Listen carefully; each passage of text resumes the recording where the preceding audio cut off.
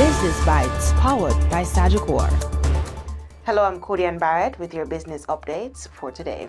One-on-One Educational Services is looking beyond the one-off items that weighed on its third quarter results and focusing on what it believes will drive its next phase of growth.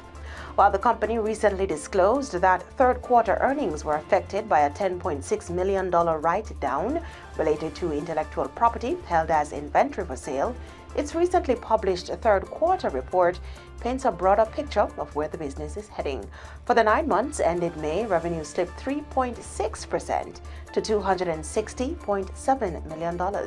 But despite bringing in less revenue, the company grew net profit by 16.4% to $64.1 million after spending less to deliver its products and services. According to the report, One-on-One is placing greater emphasis on proprietary technology, subscriptions, and recurring platform revenue while continuing to deliver its education and government contracts.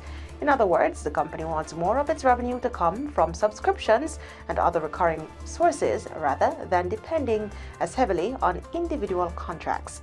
A big part of that strategy is investing in technology. It's continuing to develop its proprietary adaptive assessment platform after filing a patent application.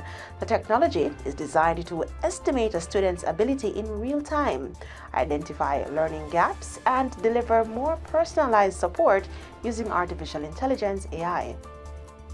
It's also refining the subscription model for its One Academy platform ahead of the new academic year, while consolidating its technology platforms to reduce duplication, lower future development costs, and create a single platform that can serve governments, businesses, schools, and individual users. The report also says the company continued spending heavily on research and development as it invested in AI and new products, but it expects those costs to come down over time as it moves from building the technology to selling it and attracting more paying customers.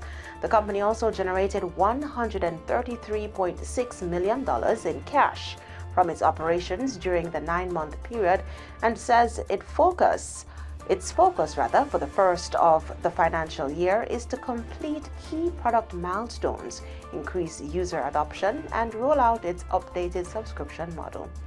And that's it for the Business Bites today. I'm Kodian Barrett. Thanks for watching.